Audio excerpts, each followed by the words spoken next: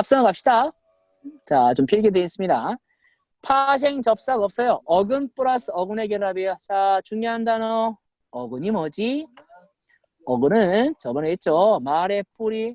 외워 그냥. 명사, 대명사, 수사, 관형사, 부사 혹은 감탄사 따를 어근이라고 불러요. 혹은 동사형사의 어간. 나중에 합시다.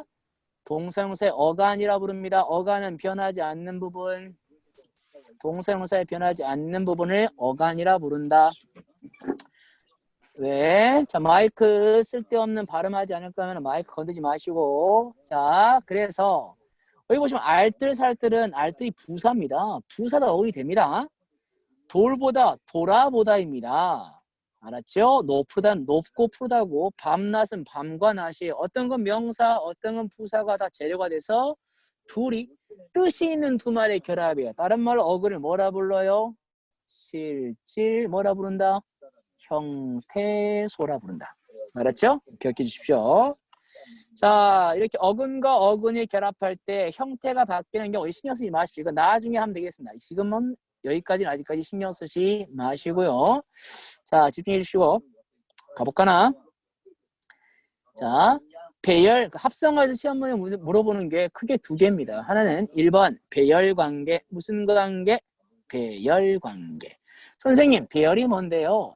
자, 어근과 어근을 두 개를 위치해서 묶는데 나란히 위치시키는데 배열인데 이걸 묶을 때 어떤 식으로 배열하는가? 어떻게 배치하지? 라는 게 배열입니다. 기준은 어떻게 배치하는 기준은 어법이에요. 어법. 어법이 뭐예요? 문법을 말하기에 적용하면 그게 말하기 문법인 어법이라 불러요. 어법에, 즉 문법에 맞는 게 통사입니다. 문법에 맞지 않는 게 비통사입니다. 자, 알아둘 거.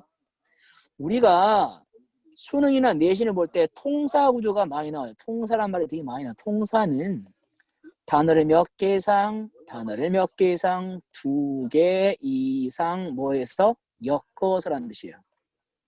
엮는데 뭐에 맞게?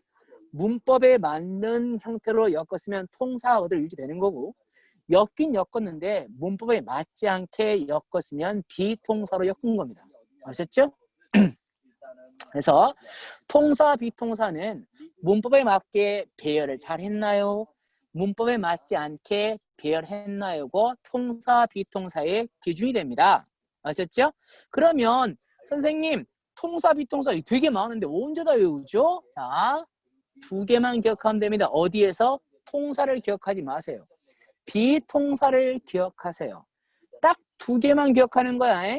내가 이 말을 하기 위해서 그 전에 동사와 형용사는 어근만으로 존재할 수 없다고 계속 얘기했습니다. 동사와 형용사는 어근만으로 존재할 수 없다. 어간만으로 존재할 수 없는 거죠. 반드시 뭐가 있어야 돼? 어미가 있어야 합니다. 이게 되게 중요해요. 동사, 형용사는 어간만으로 존재할 수 없다. 반드시 뭐가 있어야 돼? 어미가 있어야 합니다.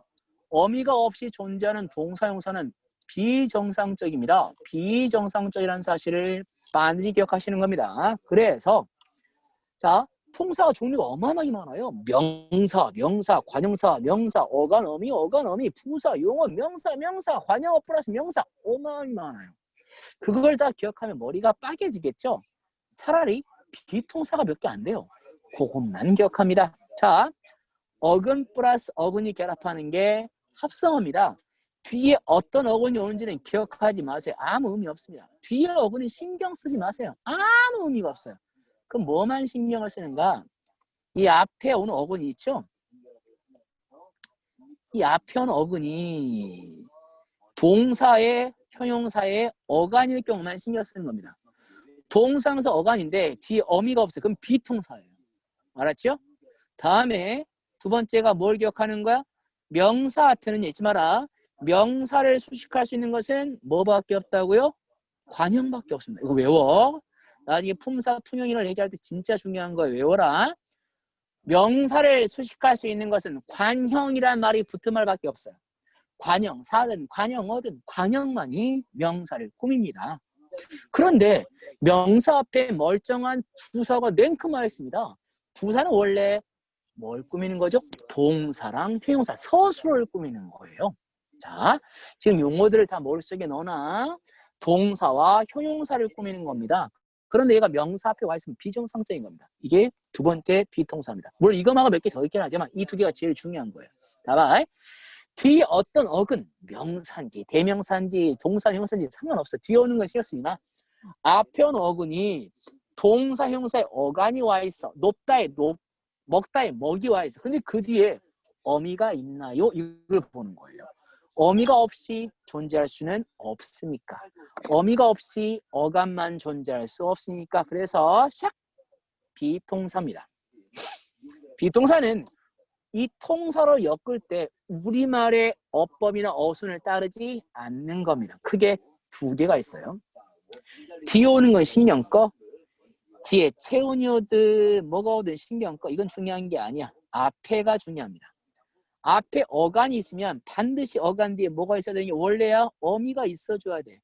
어간 뒤에 어미가 있어줘야 돼. 근데 이게 없는 거야. 그게 비동사. 이렇게 늦은 더위, 늦은 더위입니다. 늦은, 야, 나 오늘 늦 하고 가버려. 야, 오늘 저녁에 늦? 뭐야 그게? 말이 안 돼. 무슨 말인지 몰라. 그래서 반드시 어미가 있어야 돼. 그래서 늦다 뒤에 원래 뭐가 있는가? 늦은 플러스 더위가 와야 되는 겁니다. 관형사형 전성 어미가 있어야 돼. 그래서 은이 와야 되겠죠? 있어요. 다음에 검 불다. 뒤에 불다는 신경 쓰지 마. 검 붓다 신경 쓰지 마시고 앞에 뭐예요? 검. 저 여인은 뭐지? 검단지, 검은 건지, 검어서 좋단지 뭔지 몰라요. 그래서 검고라는 연결어미가 있어야 돼요. 이게 없어요. 자, 이 두 개 앞에 뒤 있어. 뒤는 신경을 끄고 앞에 동사, 형사의 어간이 있을 때 어미가 제대로 와 있나요? 이게 중요합니다. 알았습니까? 됐죠? 기억해 주십시오. 자, 그런 다음에 아까 했죠? 이거 되게 중요하다. 의태어랑 의성어는 부사다. 그래서 그냥 의태어, 의성어 이렇게 기억하지 마시고 음성상징어를 기억하지 마시고 의태부사, 의성부사라고 기억합시다. 의태부사, 의성부사라고 기억합시다. 알겠어? 부사예요. 그래서 부사가 명사 앞에 와 있는 것은 비동사 구조입니다. 보시죠. 산들 그죠? 의태어입니다. 산들하게 불다 혹은 산들 불다. 산들 불다. 저 동사무사 앞에 오는 거거든요. 그런데 명사 앞에 와 있잖아요. 비동사죠. 그 얘가 헐떡 고개 부슬부슬 비 척척 의태어 박사 이런 것들이 뭐예요? 비동사 구조입니다. 이거 말고도 한자와 한자 잡아 뭐와 한자가 뭐 할 때 결합할 때 이게 우리말 한자 어순이 아닌 경우가 있어요. 가령 뭐 독서 한자거든요. 읽을 독 책서에 이건 무슨 관계라 불러요? 서술어가 앞에 오고 목적어가 뒤에 오는 술목 관계라 불러요. 우리말은 목적어가 앞에 와야 돼. 원래는 서도 이렇게 써야 돼. 서도 책을 일단 이렇게 써야 되는데 서술어가 앞에 와 있고 목적어가 뒤에 하는 것은 중국어 말투예요. 알았죠? 이런 것 때문에 얘는 비동사입니다. 그런데 이건 안 물어봐요. 대개가 물어볼 경우에는 보기를 줍니다. 물론 내신은 물어보는데 수능에서는 혹은 평가 모의고사에서는 보기를 주게 돼 있어요. 한자 의의가 약하기 때문에 줍니다. 알았죠? 자, 이제 갑시다. 이해했죠? 이 두 개를 반드시 기억하거라 나오겠습니다. 이것만 기억하면 통사, 비통사 판단이 쉽습니다. 자, 그늘지다. 잘 봐라. 그늘지다. 먼지다. 아까 이다 했던 거 기억하시죠? 그늘지다. 이거는 통사일까요? 비통사일까요? 자, 그늘이 잘 보세요. 그늘이 명사입니다. 명사가 와 있고 뒤에 지다라는 지다, 지는다가 안 되기 때문에 형용사입니다. 뒤에 오는 거 신경 쓰지 마시고 명사가 와 있네? 그럼 동사, 형사의 어간이나 부사가 아니기 때문에 비통사가 아니에요. 얘는 통사에 무조건 통사입니다. 당연히 비통사가 아니라 무조건 통사죠. 비동사의 조건에 해당하는 것은 앞에가 동사, 형용사의 어간인데 어미가 없는 경우, 명사가 뒤에 왔는데 앞에 부사가 와 있는 경우, 이 두 가지만 정확히 기억해 주세요. 참고로 얘는 진짜 잘 나와요. 수능이나 평가원이나 학평이나 교평에 맨날 나와요. 그러니까 반드시 기억해야 돼요. 품사 통용과 더불어서 품사에서 제일 많이 나온 문제가 얘들이에요. 알았죠? 그래서 자 넘기십시다. 이제 두 번째 합성어에서 많이 물어보는 문제 두 번째. 합성어에서 많이 물어보는 문제 두 번째. 우리 사람이 없으니까 마스크를 내려도 되는데 혹시 여러분들이 신경 쓰실까 봐 쓰고 있습니다. 자, 합성어에서 많이 물어보는 두 번째 문제는 결합관계입니다. 합성어에서 자, 선생님 A가 뭐고 B가 뭐예요? 하나의 어근을 A라 치자.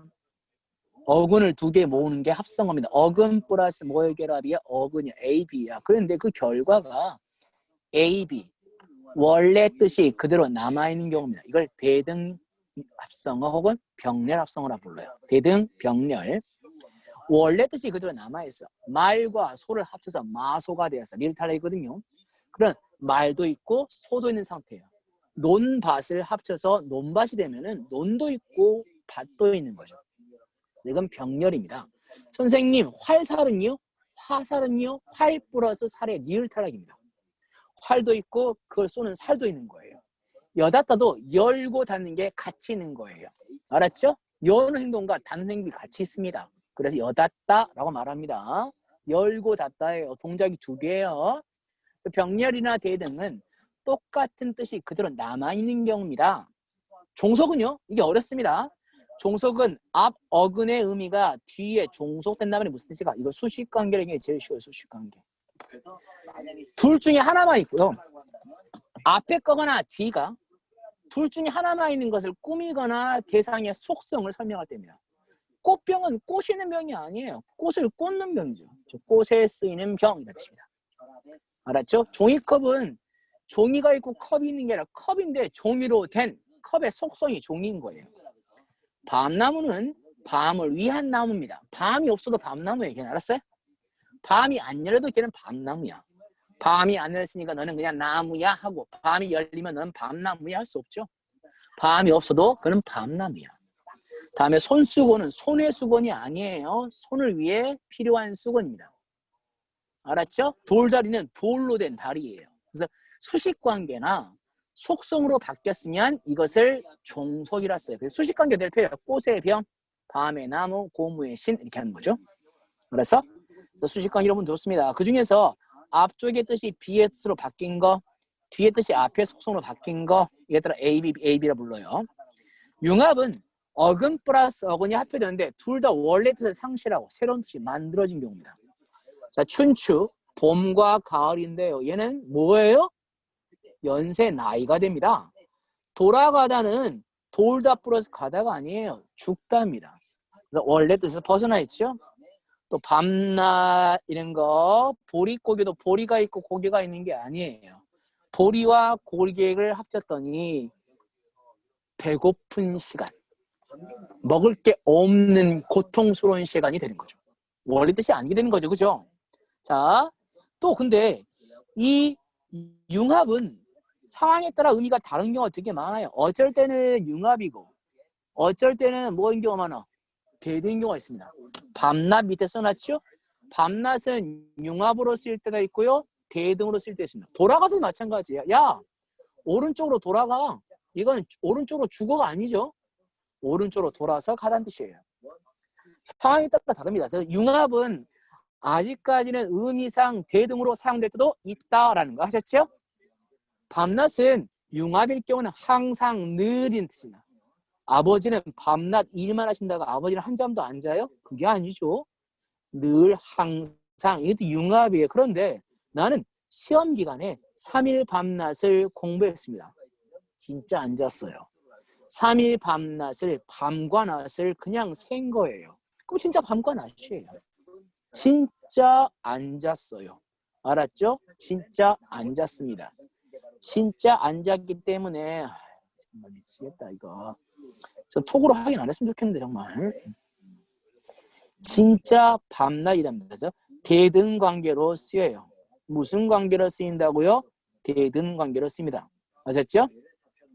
그래서 어떤 단어가 융합일 때가 있고 대등일 때가 있다라는 거 꼭 주의하십시오. 자, 이렇게 해서 합성어를 정리했습니다. 숙제입니다. 숙제요. 이거 푸는 게 숙제입니다. 당연히. 자, 몇 페이지? 몇 페이지? 자, 숙제요. 숙제요. 숙제요. 숙제가 몇 페이지까지냐면 39페이지까지 풀입니다. 그래서 놓을게요. 39페이지까지 풀입니다. 12번과 13번의 숙제입니다. 반드시 풀어주세요. 안 푸는 자는 죽습니다. 아셨죠? 자, 이제 단어의 가장 기본적인 형성 과정을 봤다면 이제 그 단어가 만들어진 단어가 이제 어디에 속하지, 어떤 기능이 있지, 어떤 형태가 있지, 어떤 의미가 있지에 따라서 묶어줍니다. 품사는 단어를 어떤 기준에 의해서 묶어준 겁니다. 우리가 배우는 표준 문법의 품사는 구품사입니다. 근데 꼭 구품사만 배우는 게 아니에요. 사실은 품사 형태를 3개를 배워요. 구품사가 있고요. 더 많이 있습니다만은 우리가 표준 문법 회계에서 즉 국어 학교 문법에서 배우는 품사는 크게 3개입니다. 첫 번째, 의미로 구분하는 구품사. 이게 동사, 명사 이런 거예요. 두 번째는 기능으로 분류하는 오품사죠. 단어를 묶어봤더니 용언이라는 게 있고요. 수식언이라는 게 있고요. 체언이라는 게 있고요. 다음에 관계라는 게 있고 독립언이 있더라 라고 5개는 묶죠. 이게 오품사입니다. 극단적으로 짧게 단순하게 분리하면 야, 단어를 보니까 모습이 바뀌는 게 있고 모습이 안 바뀌는 게 있던데 모습이 바뀌는 것을 가변어, 가능할 가짜에 변할 변자입니다. 모습이 가능하게 변하는 거. 불변어, 모습이 바뀌지 않는 거 라고 이품사로 구분하는 거예요. 이품사, 오품사, 구품사로 우리는 공부를 하고 있습니다. 근데 우리가 외우는 거 구품사만 배웠다고 생각합니다. 그렇지 않습니다. 자, 근데 중요한 것은 이 품사를 나눌 때 가장 기본은 의미상 구분하는 구품사입니다. 의미상 구분, 구품사입니다. 아셨죠? 자, 이 단톡이 지금 제가 꺼버리면 좋겠는데 계속 뜨고 있네요. 단톡이 계속 뜨고 있습니다. 지워버려야 되는데 그 지워도 뜰 거예요. 어쨌든 자, 합시다. 그 구품사가 중심인데 구품사를 이해하기 위해서는 오품사의 체언, 관계언, 수식언의 개념을 알아야 됩니다. 알겠습니까? 자, 그 중에서 가장 원래 단어는요 자립적인 말들을 묶어준 거거든요. 그런데 단어에 속한 것 중에 자립적이지 않은 말이 있어요. 동사용사의 어간이 있죠. 얘는 혼자 쓰이지 않잖아요. 어미가 반드시 붙여야지 형태가 유지되죠. 그래서 얘도 있어야 되고요. 다음에 얘는 자립적이지 않아요. 근데 너무나 성질이 고요하고 그리고 자립은 안 되는데 남과 분리는 쉬워요. 그게 조사예요. 그래서 조사도 품사로 뭐한다? 고려하고 들어야 합니다. 2가지 고려해야 돼. 원래는 자립적인 실질 형태소와 자립적인 단어만 원래 얘기하는데 그러지 말고 알았어? 동사형사의 어간 들고 어미가 된 거 다음에 독특한 조사까지 묶어서 우리 나눠보자 라고 나눕니다. 단어들을 공통된 성질로 묶어서 당연히 공통된 성질로 모으려면 뭐가 필요해요? 네, 기준이 필요합니다. 기준이 몇 개 있다고요? 3개가 있습니다. 자, 기준이 몇 개 있다고요? 3개가 있습니다. 3개가 있습니다. 기준이 몇 개 있다고요? 3개가 있습니다. 그 3개는 뭐가 있다고요? 잠깐. 어디 갔지? 3개가 있습니다. 그 형태, 자, 3개가 뭐예요? 형태, 기능, 이렇게 나오죠? 자, 형태 뭐라고요? 기능, 이렇게 나옵니다. 이렇게 합시다. 형태, 모습이 유지됩니까? 바뀝니까? 기능, 이렇게 될 거예요. 됐어요? 자, 그 중에서 이 형태에 따른 분류는 되게 직관적이고 직접적이죠? 불변어, 가변어인데 가변어는 꼴랑 3개 있습니다. 동사, 형용사는 모습이 바뀌어요. 선생님 어떻게 모습이 바뀌어요? 먹다라는 동사가 먹어, 먹고, 먹으니처럼 어미가 바뀝니다. 알았죠?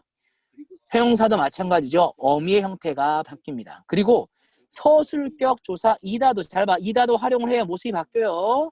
선생님, 이다는 어떻게 바뀌어요? 이니, 이고, 이무로 이어서 이렇게 바뀌어요. 앞에 뭔가 붙는 건 맞는데 이게 이렇게 바뀌어서 바뀌는 부분과 바뀌지 않는 부분을 나눌 수가 있습니다. 알겠죠? 자, 알겠다. 형태에 따른 분리는 동사, 형용사야, 그리고 서술격 조사, 이다만 가변으로 들어간다는 거. 근다고 서술격 조사, 이다가 하나의 단어가 되는 건 아니에요. 그 단어는 두 묶으로 묶여 있는 거야 지금. 가변이랑 불변우. 거기에 이런 것들이 들어가 있는 것 뿐이에요. 동사는 선생님, 품사인데 어떻게 가변에 들어가? 품사라고 하는 게 아니라 가변어, 불변어라는 두 개의 품사로 나누다 보니까 거기에 동사들이 모여 있는 거고 형사들이 모여 있는 거고 서술격 조사, 이다가 모여 있는 거야. 의미로 구분하면 그렇게 돼. 서술격 조사, 이다로 구분되지만 형태로 보려면 그게 아직까지는 서술격 조사, 이다. 동사, 형사라 말하지 않는 거야. 바뀌는 새끼, 안 바뀌는 새끼 이라고 말합니다. 그러다가 너무 단순하니까 이걸 좀 구체화시켜보자. 적어도 문법에서 어떤 기능을 하는 데끼리 묶어볼까요? 자, 체언은 모음체자입니다. 가장 중요한 핵심 어근을 구성하는 것을 체언이란 말을 써요. 문자에서 가장 중요한 것은 주어, 목적어, 서술어입니다. 이것만 해서 의미가 됩니다. 그래서 주어로 제일 많이 쓰는 거, 목적어로 제일 많이 쓰는 걸 봤더니 주로 이름을 나타내는 것들이 제일 많이 쓰더라. 명사류가 많이 쓰인다. 그래서 체언은 모음체자입니다. 중심 의미가 된다는 뜻이에요. 내 몸이야, 몸. 내 몸뚱아리 가장 중요한 몸을 구성하는 거 이런 뜻이야. 몸을 구성하는 거라는 뜻입니다. 알았습니까? 체언. 알았죠? 몸을 구성하는 거, 중심, 의미. 용어는요. 자, 용어는 두 가지인 거였어. 자, 써봐. 용어는 용자가 한자인데요. 쓸 용자예요. 잘 봐라. 용자가 한자인데 무슨 용자라고요? 쓰다 용자입니다. 용언이에요. 이 용자가 쓰다인데 이 용언이 첫 번째 때 서술로 쓰인다는 뜻입니다. 쓸 용자입니다. 서술로 쓰인다. 그리고 용자가 활용한다 뜻이에요. 활용을 한다. 쌤님, 활용이 뭔지 몰라요. 활용이 뭘까요? 활용이 뭐죠? 뭐가 바뀌는 거예요? 어미가 변화하는 겁니다. 활용은 뭐가 바뀌는 거라고요? 어미가 바뀌는 겁니다. 어미가 바뀌는 형태인가를 보시는 거죠. 그렇죠? 활용입니다. 그래서 이렇게 서술로 쓰일 용자, 용언. 용언의 가장 중요한 목적은 서술어로 쓰이는 겁니다. 활용. 형태가 어미가 바뀔 수 있는 단어들. 그것을 용언이라고 해요. 됐죠? 관계어는 얘는 원래 품사가 아니었겠죠. 왜? 원시시대는 안 쓰였으니까. 점점 문장 구조가 복잡해지며 발전하며 쓰인 겁니다. 관계는 딱 하나밖에 없어요. 조사. 체언과 체언만 원시에는 쓰면 됐거든요. 메뚜기, 빨, 먹 하면 되는 거였어요. 메뚜기, 밥, 맛 하면 되는 겁니다. 근데 점점점 사회가 발전해서 복잡하게 문장을 구성하고 단어와 단어를 연결할 필요가 있어요. 메뚜기, 밥, 먹. 메뚜기가 밥을 먹었다는 거야. 메뚜기를 밥으로 먹자는 거야. 그 말이 뭔지 잘 모르죠. 그래서 앞에 있는 단어들이 어떤 기능을 하는지 알려주고 싶었어요. 뒤에 명사랑 얘와의 관계가 무슨 관계인지 알려주고 싶었어요. 그래서 발전한 게 체언 뒤에 붙어서 이 체언이 무슨 역할을 하는지 알려줄까? 라는 걸 가르쳐줍니다. 그게 뭐예요? 조사예요. 중요합니다. 원래는 체언 뒤만 붙었어요. 그러다가 조사 중에 보조사라는 게 등장해서 이것저것을 막 쓰여요. 왜? 보조하는 거니까. 막 써도 돼. 그래서 체언 뒤만 하지 말고 단어 뒤에 붙어서라고 쓰자. 그래서 단어 뒤에 붙어서 단어사 단어의 관계를 알려주는 말, 그것이 관계언 말언자입니다. 조사주. 하나밖에 없어요.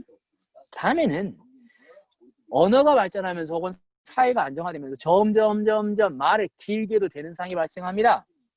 더 이상 주변 외부적 환경에 인간이 쫓겨다니거나 두려움에 떨 필요가 없는 상황이 발생하죠. 그래서 뭐합니까? 점점 언어를 길게 꾸며서 씁니다. 수식이라는 단어는 국어에 엄청나게 등장하죠. 수식은 꾸미다라는 뜻이에요. 꾸밉니다라는 뜻입니다. 그 수식어는 뒤에 있는 말을 꾸미는 거예요. 강조죠. 나는 우승한, 멋진 우승한, 예쁜 우승한, 잘생긴 우승한입니다. 너희의 우승한이죠. 우승한이라는 명사를 꾸미기 위해서 앞에 여러 가지 형태를 쓸 수 있어. 그게 관계어 수식어 중에 관형사, 관형어예요. 또 뒤에 있는 동사, 형사를 뭐한다? 강조하기 위해서 빠르다, 예쁘다, 잘생기다를 쓰기 위해서 매우 빠르다, 매우 예쁘다, 매우 잘생기다 강조를 쓰죠. 이 강조가 꾸밈이에요. 더해주는 거고 정도를 올려주는 게 꾸밈입니다. 방에 벽이 있는데 그걸 더 예쁘게 만들고 더 강조하는 게 꾸밈이죠. 꾸밈이 그 뜻이에요. 수식은. 지금 꾸밈인데 강조하는 건 되게 한정이 강조인 거 아시죠? 저번 시간에 얘기했잖아. 한정판은 매우 중요한 거란 뜻이죠. 매우 비싼 거고 매우 훌륭한 거란 뜻이에요. 한정판. 독립어는 쓰레기 서랍 같은 겁니다. 얘는 마땅히 품사를 넣을 것도 없고 굳이 알 필요가 많이 없어. 얘는 그냥 감탄사거나 혹대 부를 때 쓰는 말들이야. 근데 성질이 다 달라. 에이씨, 불리하지 말고 쉼표나 느낌표로 구분되는 모든 말들 묶어서 던져버려! 하고 맞는 서랍 같은 게 독립원 서랍이에요. 알았죠? 독립원 서랍입니다. 감탄사만 들어가요. 알았습니까? 자, 원래는 수식어는 뭐가 아니었는데 품사가 아니었는데 품사를 포함되는 거고요. 아니, 글자가 다 안 보이지? 알았죠? 됐습니까? 자, 그 다음 거로 갈까요? 자, 보이시죠? 보이십니까? 아니, 왜 잘리지, 화면이? 화면이 잘린다.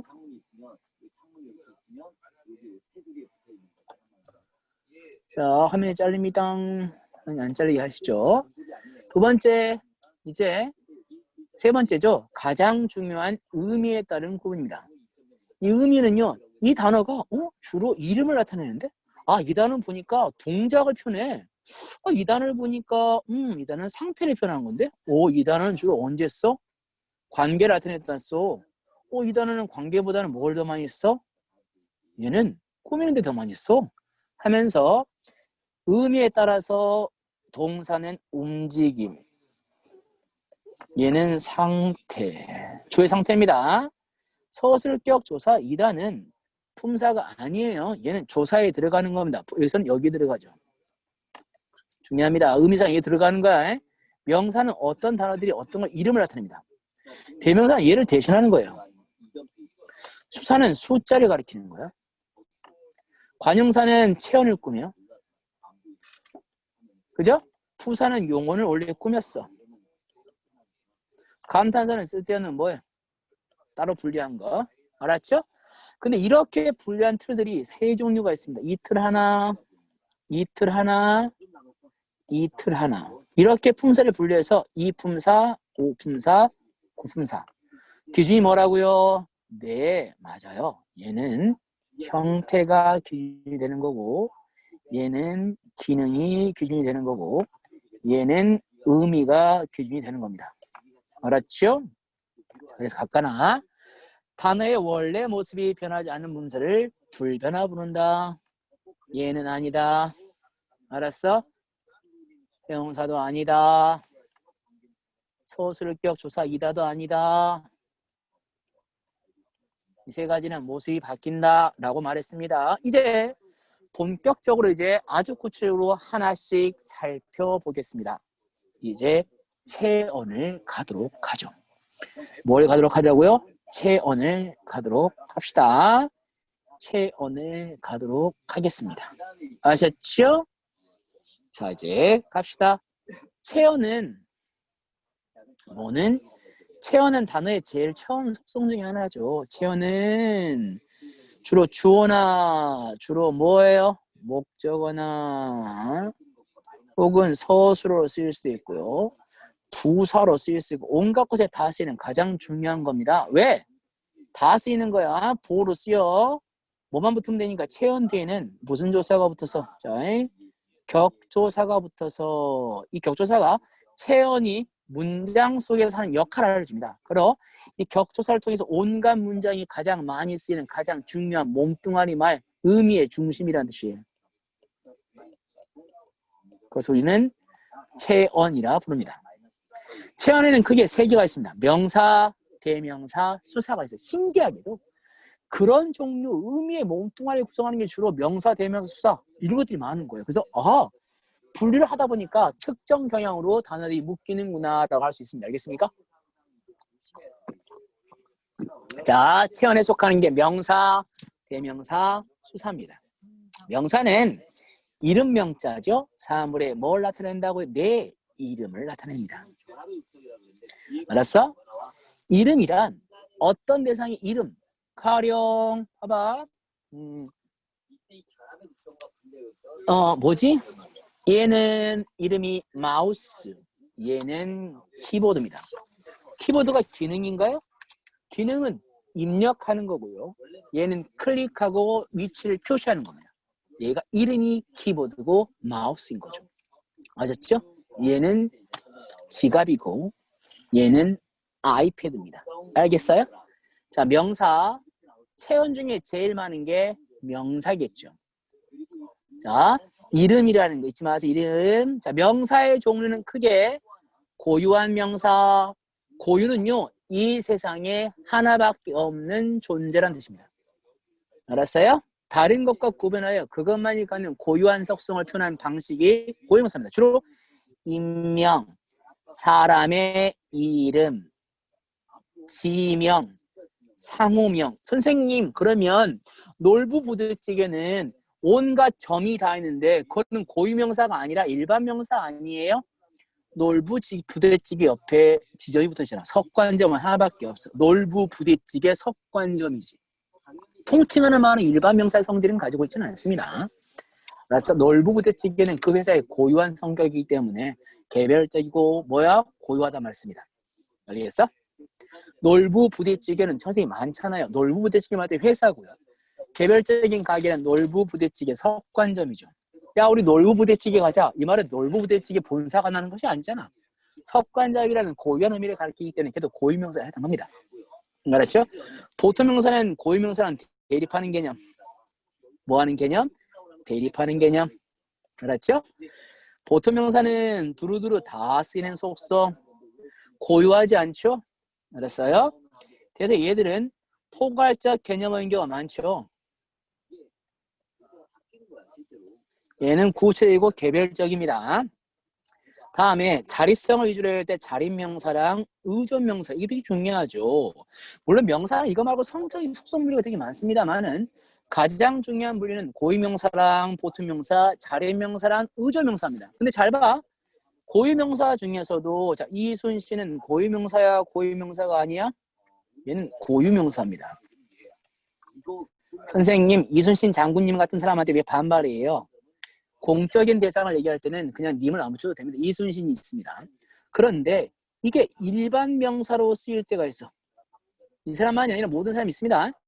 이순신 장군이 아산에서 태어나셨다 하면은 고유명사입니다. 그런데 어디에 가서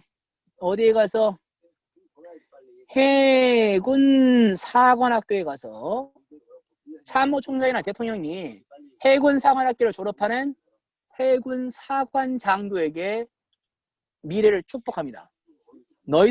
당신들은 이제 미래의 이순신이 되어서 이 땅을 지켜주십시오. 이 미래의 이순신은 이 사람이 고유명사 이순신이 될 수가 없잖아. 훌륭한 장군이 되겠죠. 훌륭한 해군 제도, 훌륭한 해군 장군이 되는 거지. 알았어? 그러면 훌륭한 해군 장군은 이순신이라는 개인만이 아니라 이 사람이 포괄한 넓은 의미의 훌륭한 해군 장교가 되는 거죠. 알았죠? 이렇게 하면은 고유명사가 일반 명사로 쓰입니다. 세종대는 마찬가지고요. 에디슨도 마찬가지예요. 카이스트 졸업식 가서 미래 에디슨 되기요. 서울대 국교과에 가서 혹은 서울대 국어국문학과에 가서 미래 세종대왕 같은 분들이 되시기를 바랍니다 한다면은 쓸 수 있죠. 그래서 가장 중요한 고유명사는 복수점에서 들을 쓸 수 없습니다. 복수를 나타내는 전문사 들을 쓸 수 없어. 이순신 들이 안 돼요. 그런데 이게 보통명사, 일반명사를 쓸 때는 뭐뭐 들을 쓸 수가 있습니다. 이순신 들이 되는 거예요. 알았죠? 일반명사, 보통명사, 이 보통이나 일반명사랑 같은 말입니다. 들을 쓸 수가 있다. 아셨죠? 다음에 중요한 건 자립명사랑 의존명사인데요. 자립명사는 홀로 독립해 의미를 구성하는 명사입니다. 꾸미말이 필요가 없어요. 자, 명사는요. 반드시 앞에는 관형밖에 못 따요. 이 관형이 명사를 원래 강조하게 쓰이는 거거든. 그런데 강조해서 끝나는 게 아니라 강조가 아니라 관형이 반드시 있어야지 의미를 구성하는 게 있어요. 관형어가 반드시 뭐한다? 존재해야지 명사가 완전해져요. 우린 그것을 뭐한다? 의존적이라는 말씀입니다. 뭐의 의존적이다? 관형의 의존적이다. 알았죠? 관형의 의존적이다. 이 의존명사는요, 종류가 되게 많습니다. 일반적으로 단위성 의존명사, 한 장, 한 두릅, 알았죠? 한 두름, 한 권 할 때 이런 것들이 숫자 앞에 수사 뒤에 와서 수를 세는 단위로 쓰는 단위성 명사를 많이 알아요. 그게 많이 아니라 보편성 의존명사라 불러서 두루두루 다른 말을 다 대신하는 의존명사를 쓰는 게 뭐 겉가리가 있겠죠. 그렇죠? 그런데 어떤 것은요, 꼭 서술로만 사용되는 명사가 있고 어떤 것은 주어로만 사용되는 명사가 있습니다. 그것을 서술성 의존명사, 주어성 의존명사라 불러요. 대표가 리 같은 건데, 리 잘 봐. 리가 뭔데? 의존명사입니다. 어떻게 쓰여요? 잘 봐. 그럴 리가 없다. 그럴이 그렇다의 관형입니다. 띄었어야 돼요. 리 의존명사야. 반드시 주격조사만 붙어요. 할 리가 없지. 우리가 그걸 할 리가 있겠냐? 할 리가 없다. 하다의 관형형 리를 들어가 있죠? 띄어쓰는 겁니다. 이게 주어예요. 주어. 뒤에 주격조사가 있죠? 의존명사인데 주격, 주어로만 사는 의존명사. 다른 건 안 와요. 그래서 리가 있고요. 따름은요. 뿐은요. 뿌름, 할 뿐을 그런 말 없습니다. 할 뿐이다. 따름이다라밖에 안 써요. 이건 뭐야? 서술로밖에 안 쓰니까 서술성 의존명사예요. 그때 공부란 말은 가로를 쳐놔요. 왜냐하면 시험에서는 이게 생략이 돼서 나중에 내신 볼 때 말고 수능 볼 때 이걸 좀 더 구체적으로 알려주겠습니다. 지금은 굳이 할 필요가 없어요. 이 정도가 있다고 기억하시면 됩니다. 알았죠? 나는 나비야라고 우리 집 고양이를 불렀다. 나비는 우리 집 고양이의 고유한 이름이에요. 얘는 고유명사입니다. 이름이니까. 고유한 이름이니까. 하지만 이 나비가 속한 전체 틀은 고양이입니다. 고양이는 보통명사, 나비는 무슨 명사? 고유한 명사가 되는 거 있죠. 고유명사 나비, 왜? 하나밖에 없는 하나의 이름이니까. 나비 수천 마리인데 괜찮아요. 내가 생각한 나비는 하나니까. 나비가 속한 넓은 범주의 개념적인 대상이죠. 나비의 개념이죠. 얘는 보통입니다. 구분했죠? 됐습니까? 자, 이렇게 해서 명사를 끝냈습니다. 의존명사가 되게 중요해요. 반드시 관형어가 존재해야 되는 명사입니다. 그런데 아직 안 끝나서 사실은 자, 일반 자립명사 중에서도 의존적으로 사용된 명사가 있습니다. 자, 사람이란 말이 있어요. 한 사람, 또 그루, 뭐지? 알았죠? 한 사람이란 말은 사람은 명사입니다. 보통 명사입니다. 혹은 자립성 명사입니다. 근데 이것이 한 사람, 두 사람이라 수를 세는 단위라 결합되면요, 걔는 단위성 명사가 되는 겁니다. 나무 한 그루, 그루에 기대어서 나는 하늘을 보았다 하면은 이건 뭐예요? 명사입니다. 그지? 그런데 한 그루라고 수사가 앞에 붙어버리면 수가 형사가 붙어버리면 수사가 아니라 수가 형사입니다. 얘는 단위성 명사가 되는 거죠. 그래서 자립성 명사 중에서도 단위성으로 사용될 수 있는 명사가 있다라는 걸 꼭 기억합시다. 우리말은 다양성과 통용성 두루두루 골고루 쓰는 걸 목적으로 하는 경우가 많기 때문에 하나의 형태로만 고정돼 쓰는 경우보다는 다른 것에 연결해서 활용해 쓰는 경우가 되게 많아요.